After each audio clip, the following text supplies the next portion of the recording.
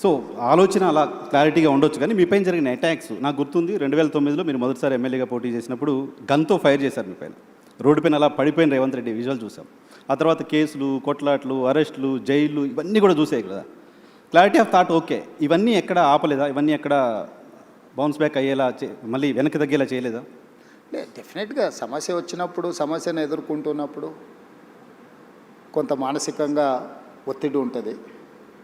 కాకపోతే అది అధిగమించడానికి కావలసిన ఆలోచన చేసుకోవడమే, మన లక్ష్యాన్ని గుర్తు చేసుకోవడమే.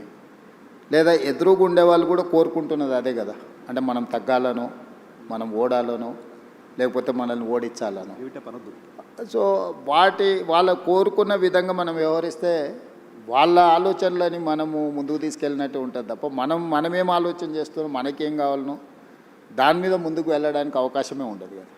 కాబట్టి నేను జిల్లా పరిషత్ మెంబర్గా ఇండిపెండెంట్గా గెలిచిన, ఎమ్మెల్సీ ఇండిపెండెంట్గా గెలిచిన, 2 సార్లు ఎమ్మెల్యేగా గెలిచిన, ఒకసారి ఎంపీగా గెలిచిన, ఈరోజు 3వసారి ఎమ్మెల్యేగా గెలిచి ముఖ్యమంత్రి అయినా.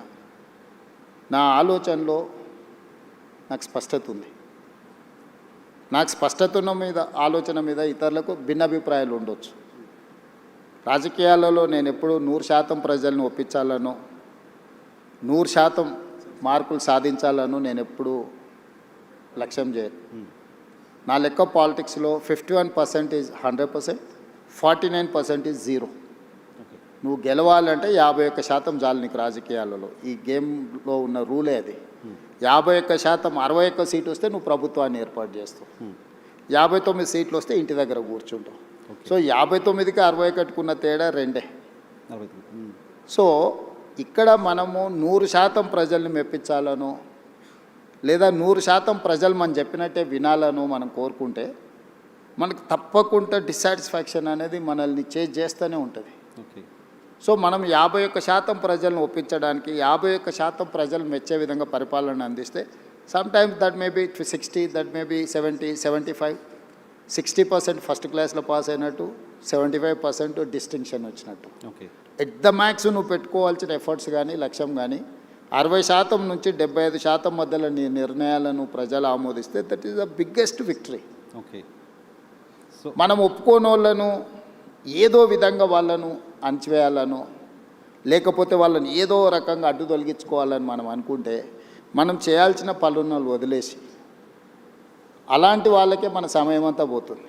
సో ఓకే, మన ఎనర్జీ అనేది, మన ఆలోచన అనేది మనకేం కావాలనే లక్ష్యం కోసం ఉపయోగించినప్పుడు తప్పకుండా దాని ఫలితాలు వేరే రకంగా ఉంటాయి. ఓకే, సో ఇప్పుడు మీ ఎనర్జీ అంతా తెలంగాణకి ఏం కావాలి, తెలంగాణ ఎలా అభివృద్ధి కావాలి అనే దానిపైన పెట్టారు, రైట్? సో ఏంటి మీ విజన్ ఏంటో ఒకసారి చెప్తారా? కమింగ్ 10 years తెలంగాణ ఎలా ఉండబోతోంది? రైజింగ్ తెలంగాణ.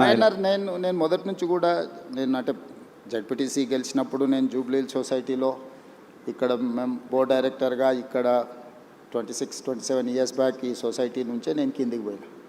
చాలామంది కింద నుంచి ఒక స్టేజ్కి వచ్చినాక జూబ్లీ హిల్స్కి వస్తారు. నేను జూబ్లీ హిల్స్ నుంచి గ్రామాలకు పోయినా. సో నేను జూబ్లీ హిల్స్ చూసిన, సినిమా పరిశ్రమలో ఉండే ఫ్రెండ్స్ని చూసిన 30 సంవత్సరాల క్రితమే. సినిమా ఇండస్ట్రీ ఎట్లుంటుంది, ఇండస్ట్రీస్ ఎట్లుంటాయి, బిజినెస్ ఎట్లుంటుంది, ఇండివిజువల్స్ ఎట్లుంటారు, సెలబ్రిటీస్ ఎట్లుంటారు, గ్రామంలో ఉండే పేద రైతులు ఎట్లుంటారు, ప్రభుత్వ పాఠశాలల్లో చదువుకునే విద్యార్థుల యొక్క స్థితిగతులు, వీటన్నిటి పట్ల నాకు సంపూర్ణమైన ప్రత్యక్ష అవగాహన ఉంది. ఓకే, ప్రత్యక్షమైన అవగాహన ఉండడం వల్ల, ప్రత్యక్షంగా సత్సంబంధాలు ఉండడం వల్ల నా థాట్ ప్రాసెస్లో నాకు క్లారిటీ ఉంటుంది. నా క్లారిటీ అందరికీ ఒప్పుకోకపోవచ్చు, అందరూ ఒప్పుకోవాలని కూడా నేనేం భావించను. ఇందులో మన ప్రణాళిక రాష్ట్రంలో కానీ దేశంలో కానీ ప్రజలు ఉంటారు, పార్టీలు ఉంటాయి, ఇవి శాశ్వతం. ప్రభుత్వాలు మాత్రం మారుతూ ఉంటాయి. సో అధికారంలోకి వచ్చిన ఏ పార్టీ అయినా ప్రభుత్వాన్ని ఏర్పాటు చేసిన తర్వాత చాలా వరకు తాత్కాలికమైన సంక్షేమము, పరిమితమైన అభివృద్ధికే ప్రణాళికలు వేస్తుంటాయి. దానివల్ల ఏమైందంటే మనం ఏ అభివృద్ధి కూడా కాంప్రహెన్సివ్గా ఒక ప్రణాళికాబద్ధమైన అభివృద్ధి జరగడం లేదు. లాంగ్ టర్మ్ విజన్ లేదు. అంటే ఇప్పుడు వెల్ఫేర్ అనేది నువ్వు ఈరోజు రాత్రికి ఎంత అద్భుతమైన భోజనమైనా పెట్టు, అప్పుడప్పుడు మనకు టీవీలలో పేపర్లలో చూపిస్తుంటారు సంక్రాంతి పండుగకు భీమవరం అత్తగారింటికి వెళ్తే 230 రకాల వంటలు అవును. వడ్డించిండ్రు అని. సంక్రాంతి పండుగ రోజు సాయంత్రం పూట 230 రకాల వంటలు తిన్న ఇంటల్లుడైనా పొద్దున్నే బ్రేక్ఫాస్ట్ ఇడ్లీ పెడతావా లేదా అని అడుగుతాడు. అంతే కదా. నెక్స్ట్ సంక్షేమం కూడా నువ్వు ఏమైనా ఇవ్వు, మళ్ళీ తెల్లారి మళ్ళీ తప్పకుండా అడుగుతారు. సో మీరు సంక్షేమాన్ని బిలీవ్ చేయరా? నేను బిలీవ్ చేయను అంటలేను. సంక్షేమం అనేది నిరంతర ఒకటి ప్రక్రియ. కాదు అని. అభివృద్ధి అనేది నువ్వు ప్రణాళికబద్ధంగా చేస్తే, ఇన్ఫ్రాస్ట్రక్చర్ క్రియేట్ చేస్తే, ఒక వ్యవస్థల్ని నువ్వు క్రియేట్ చేస్తే ఆ వ్యవస్థలు నీకు తిరిగి ఇన్కమ్ జనరేట్ చేసి ఇస్తాయి. ఆ వ్యవస్థ అనే దానికి పరిమితంగా చేయడం వల్ల పరిమితమైన ఇన్కమ్ కానీ పరిమితమైన ప్రణాళిక కానీ, ఆ పరిమితమైన ప్రణాళికను నెక్స్ట్ వచ్చిన ప్రభుత్వం కొనసాగిస్తుందా లేదా అంటే మనం చెప్పలేం.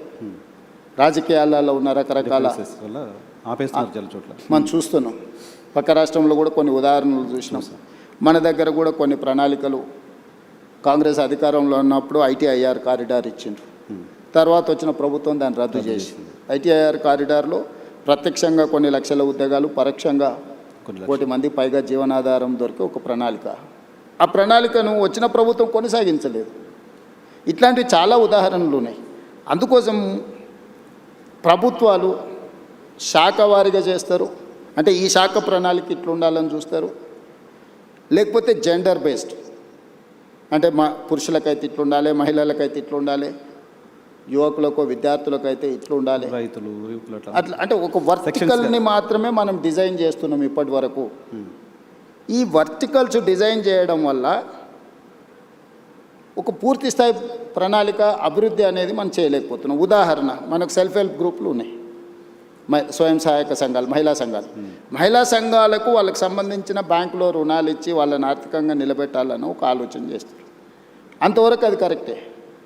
కానీ నేనేం చేసిన, ఇదే మహిళలను నిరంతరంగా పనిచేయడానికి అవసరమైన ప్రణాళికలు రచించాలి అని చెప్పి నేను RTC బస్సుల్లో మహిళలకు ఉచిత ప్రయాణం ఇచ్చిన.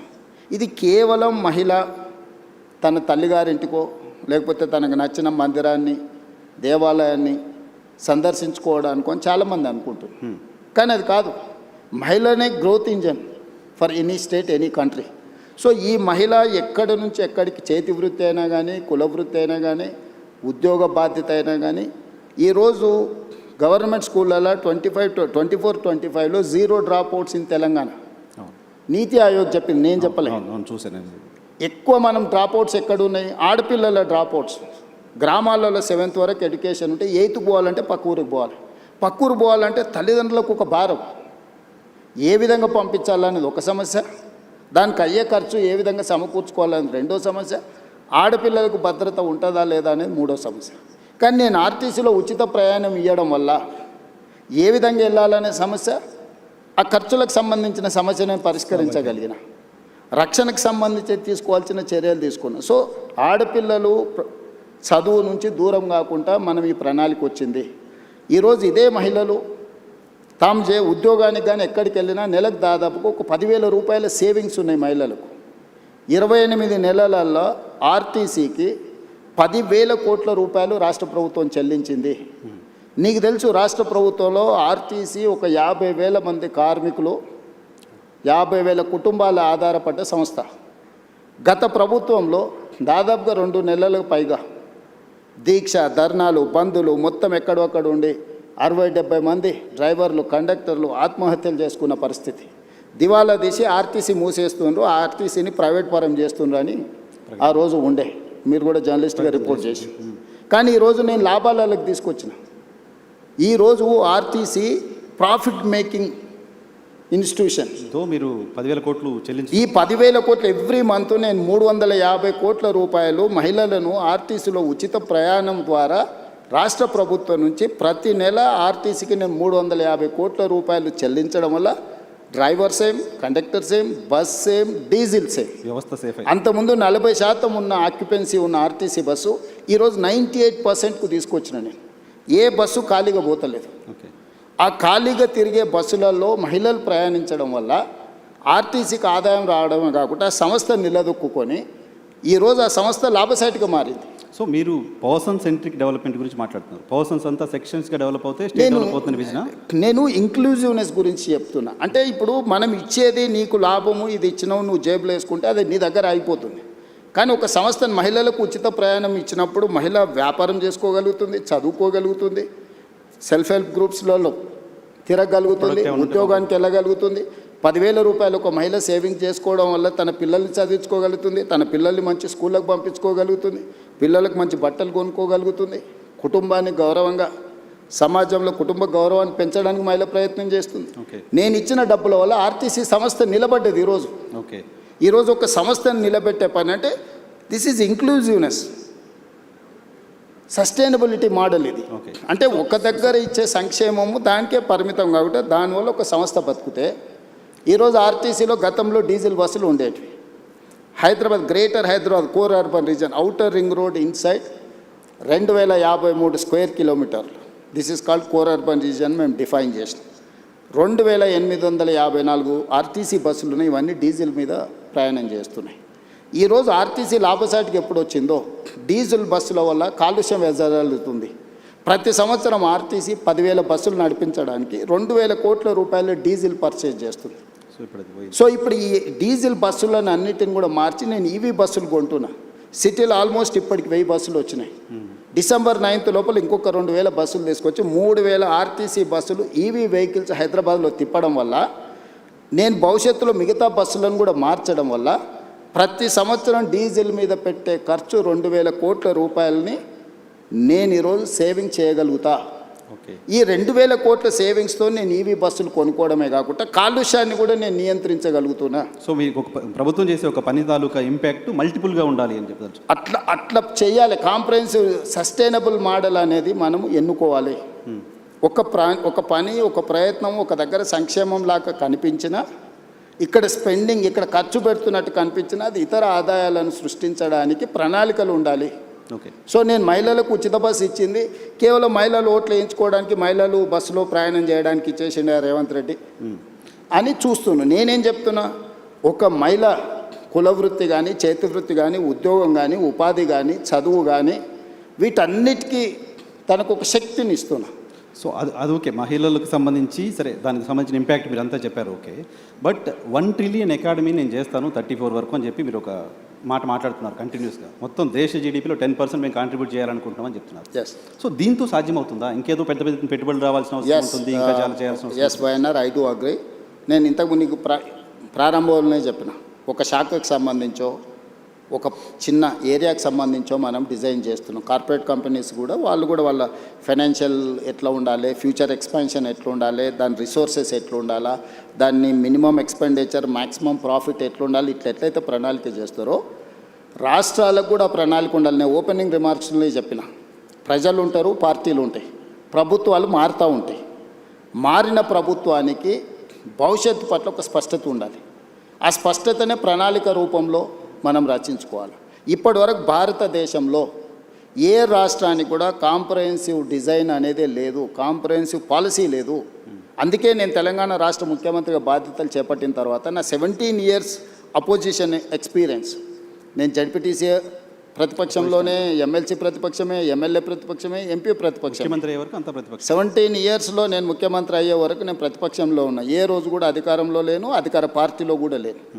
కానీ 17 సంవత్సరాల సుదీర్ఘ నా ప్రతిపక్షంలో ఉన్న నాకున్న అనుభవం, సమస్యలు చూసిన కోణం, సమస్యల్ని ప్రత్యక్షంగా ఏ విధంగా పరిష్కరించవచ్చు ఉన్న ఆలోచనతోని తెలంగాణ కోసం ఒక పాలసీ డాక్యుమెంట్ని తయారు చేసి, ఆ పాలసీ డాక్యుమెంట్ పేరే తెలంగాణ రైజింగ్ 2047. ఈ పాలసీ డాక్యుమెంట్ ఉండాలన్నది నా ఆలోచన. పాలసీలో చాప్టర్స్ అనేటివి నేను రాసినవి కాదు. ఓ సత్యనాథెల్ల ఇందులో ఉన్నాడు, సంతను నారాయణ ఉన్నాడు, లేకపోతే world bank chairman Ajay Banga ఉన్నాడు, లేకపోతే రఘురామరాజన్ ఎక్స్ ఆర్బీఐ గవర్నర్ ఉన్నాడు, Niti Aayog government of India vice chairman Suman Bery ఉన్నాడు, ఐఎస్బీ ఇన్స్టిట్యూట్ ఇక్కడ ఏదైతే ఉన్నదో one of the best institute in the world, ISB మా policy document partner, NALSAR university మా policy document partner, okay, great Britain prime minister Tony Blair అతను మా దాంట్లో, ఇప్పుడు ఫార్మర్ ప్రైమ్ మినిస్టర్, అతను మా పాలసీ డాక్యుమెంట్లో పార్ట్నర్.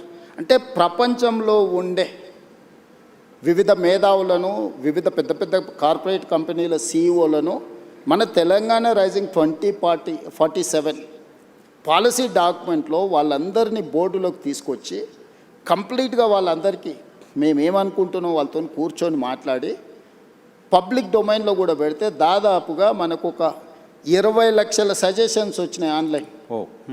వాటన్నిటిని కూడా ఫిల్టర్ చేసినాం.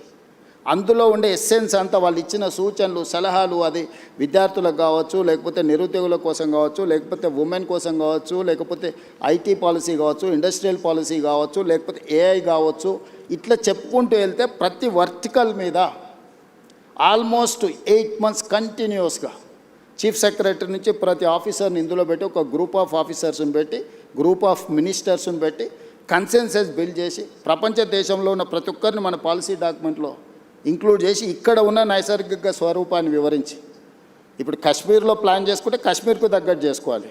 కాశ్మీర్లో ప్లాన్ చేసిన ఐస్ కోసము, ఐస్ తుఫాన్ల కోసము తెలంగాణలో ప్లాన్ చేసినాం అనుకో, ఇక్కడ ఐస్ వచ్చేది లేదు, చూసుకోవాలి కదా. సో తెలంగాణలో ఉండే సహజ ప్రకృతి వనరులు ఏమున్నాయి, ఇక్కడ టాలెంట్ ఏముంది, ఇక్కడ ప్రజలు ఏం కోరుకుంటుంది, ఏ ప్రజల్ని ఇందులో భాగస్వాములు చేస్తే ప్రయోజనం ఉంటుందో అట్లా తయారు చేసి ఒక గ్లోబల్ సమ్మిట్ డిసెంబర్, తెలుసు 2025 డిసెంబర్లో గ్లోబల్ సమ్మిట్ని 108 దేశాల నుంచి కార్పొరేట్ కంపెనీలను, ఫార్చ్యూన్ 500 కంపెనీలను ఆహ్వానించి ఆల్మోస్ట్ ప్రపంచంలో ఉండే ప్రతి పెద్ద సంస్థకు సంబంధించిన ప్రతినిధులను పిలిచి 3 రోజులు గ్లోబల్ సమ్మిట్ నిర్వహించి పాలసీ డాక్యుమెంట్ని తెలంగాణకు డెడికేట్ చేసి, అందులోనే outer ring road inside, cut off is outer ring road, that is called core urban region economy, called cure. ఈ 2053 స్క్వేర్ కిలోమీటర్లలో మన రాష్ట్ర జనాభాలో 40% నివసిస్తున్నారు. 1,34,00,000 మంది ప్రజలు ఇక్కడ నివసిస్తున్నారు లోపల, ఈ రింగ్ రోడ్డు లోపలనే. ఇక్కడ పరిశ్రమలు ఉన్నాయి, కాలుష్యం వెదజల్లే పరిశ్రమలు ఉన్నాయి, రకరకాల ఎంక్రోచ్మెంట్స్ ఉన్నాయి, నాలా ఎంక్రోచ్మెంట్స్ ఉన్నది, వాటర్ బాడీస్ ఎంక్రోచ్మెంట్స్ ఉన్నాయి, నదుల ఎంక్రోచ్మెంట్స్ ఉన్నాయి, అన్ని రకాల సమస్యలతో కూడుకున్న థిక్ పాపులేటెడ్ ఏరియా. సో దీన్ని, ఈ క్యూర్ని ఏ విధంగా క్యూర్ చేయాలనేది మా పాలసీ. ఓకే, అందుకే మేము హిల్ట్ పాలసీ తీసుకొచ్చినాం. ఇక్కడున్న కాలుష్యం వెదజల్లే పరిశ్రమలని ఈ కోర్ అర్బన్ రీజన్ బయటికి తరలించాలి. అదే ఈ హిల్ట్ పైన సరే అక్కడికే వస్తున్నా. సో మేము నదులను ఆక్రమించుకున్నారు, చెరువులను ఆక్రమించుకున్నారు, కుంటలను ఆక్రమించుకున్నారు, నాలాలను ఆక్రమించుకున్నారు, పబ్లిక్ పార్క్స్ని ఆక్రమించుకున్నారు, గవర్నమెంట్ ల్యాండ్స్ని ఆక్రమించుకున్నారు. సో ఇన్ని ఆక్రమణలు జరిగిన తర్వాత ఈ నగరాన్ని ఎవరైనా ప్రక్షాళన చేయగలరా?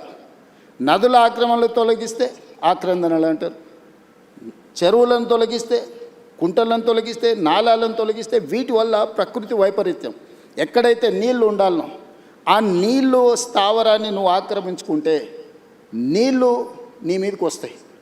జపాన్లో ఒక సేయింగ్ ఉంది, నగరాలను నువ్వు కలుషితం చేసినా మర్చిపోతాయేమో కానీ నీటి వనరులను నువ్వు కలుషితం చేస్తే ఎప్పుడూ మర్చిపోదు.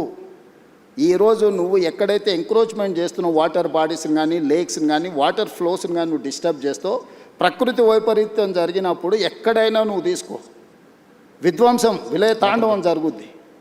సో నువ్వు నగరంలో రోడ్లు ఆక్రమించుకున్నా, లేకపోతే ఇంకేదైనా ఆక్రమించుకున్నా, గవర్నమెంట్ ల్యాండ్స్ ఆక్రమించుకున్నా ప్రకృతి నిన్ను క్షమిస్తుందేమో కానీ చెరువులు, కుంటలు, నాలలు, నదులను ఆక్రమించుకుంటే ప్రకృతి నిన్ను క్షమించదు. ప్రకృతి ప్రకోపించిన రోజు ఏది మిగలదు. సో మీ విజన్ డాక్యుమెంట్లో భాగమే హైడ్రా కావచ్చు, హిల్ట్ పాలసీ కావచ్చు. ఎస్, నేను తీసుకొచ్చిన ఏ పాలసీ కూడా ఈ నగరాన్ని, ఒక ఆపరేషన్ చేస్తున్నప్పుడు పేషెంట్కి మత్తు ఇచ్చి ఆపరేషన్ చేస్తారు కదా, బట్ మీరు జనాలను మెంటల్గా ప్రిపేర్ చేయకుండా, మీ విజన్ ఏంటో ప్రాపర్గా చెప్పకుండా అలా చేయడానికి అలా చేశారు. చాలామంది ఆక్రదనలు, ఇంట్లో బట్టలు తీసుకోవడానికి కూడా అవకాశం లేకుండా కూర్చొని ఇటువంటి ఒక విమర్శలు ప్రభుత్వం ఫేస్ చేయడానికి ఉంది. డెఫినెట్గా ఉంది. ఇంప్లిమెంట్ చేసేటప్పుడు వార్ జరిగినప్పుడు అందరు సైనికులే చచ్చిపోరు, యుద్ధం జరిగినప్పుడు కొంతమంది అమాయకులు కూడా చచ్చిపోతారు. అట్లని ఎవరు యుద్ధం ఆపరు. బాంబు వేయకుంటే ఇటు సివిలియన్ ఉన్నాడా, ఇటు సైన్యం ఉందా, ఇది చూస్తారా. యుద్ధం జరిగినప్పుడు యుద్ధం అనేది యుద్ధ నీతే అట్లాంటిది. నెలల కొద్ది, సంవత్సరాల కొద్ది మేము స్పష్టంగా చెప్తున్నాం, ఇక్కడ ఆక్రమించుకున్నారు, నోటీసులు ఇస్తున్నాం, సంస్కరణ యుద్ధం అవుతుందా? ఇప్పుడు జరుగుతూ ఉంది కదా సంస్కరణలు అనేది. ఇప్పుడు యుద్ధం లాంటిదే. ఈరోజు నేను ఆక్రమించుకున్న చెరువులు ఎవరు? ఆక్రమణదారులే కదా. నేను వెళ్ళి ఒక కాలనీ జూబ్లీ హిల్స్ను డిమాలిష్ చేసి నేనేం చెరువు కడతా అంటలేనే. దుర్గం చెరువును ఆక్రమించుకుంటే అవి తొలగిస్తున్నా. మీరు ఎన్కన్వెన్షన్ చేసినప్పుడు ప్రభుత్వం చాలా మంది చప్పట్లు కొట్టారు, మిమ్మల్ని hero నేను అదే చెప్తున్నా, 3 ఎకరాలు ఇప్పుడు మనం ఇక్కడ చర్చిస్తే బాగుండదు, ఎందుకంటే అతను వాలంటీర్గా ముందుకు వచ్చి సరెండర్ చేసిన తర్వాత అది వేరే విషయం. అంటే పెద్దవాళ్ళకి ఒక సంబంధించి సెలబ్రిటీ ప్రజలకు అందరికి ఆదర్శంగా ఉండే వ్యక్తులు తుమ్మిడికుంటను మొత్తం ఆక్రమించుకొని ఫంక్షన్ హాల్ కట్టుకుంటుంటే రెగ్యులర్గా మనం అందులో ఫంక్షన్ చేసుకుంటున్నాం. ఆ నీళ్ళు ఎక్కడికి వెళ్తున్నాయి? కాలు నీళ్ళ మీదకి వస్తున్నాయి. కానీ విజన్ డాక్యుమెంట్ని అమలు చేస్తున్న క్రమంలో పొలిటికల్గా కూడా మీరు పొలిటికల్ పార్టీ రిప్రజెంటేటివ్ రేపు పొద్దున మళ్ళీ 51% మీకు అన్నట్టు కావాలి, చూసుకోవాల్సిన అవసరం ఉందా? ఎస్, నేను ఒప్పుకుంటా. కానీ ఏది నా కోసం చేస్తలేను, నా ఇంటి కోసం చేస్తలేను. నేను ఈ సమాజం కోసం, భవిష్యత్ తరాల కోసం చేస్తున్నాను. కొంత తిట్లైనా నేను భరిస్తా. నా స్వార్థం కోసం నేను పార్కుని, కేబీఆర్ పార్కు కబ్జా పెట్టుకుంటే తిడితే అది తప్పు. లేకపోతే రోడ్డును ఆక్రమించి నేను ఏదన్నా సొంతానికి చేసుకుంటే అది తప్పు. లేకపోతే పలానా గవర్నమెంట్ ల్యాండ్ ఆక్రమించి నా మిత్రుడికి ఎదురుగానే బదిలీ చేస్తే నా తప్పు. నేను చేస్తున్న నదుల ఆక్రమణ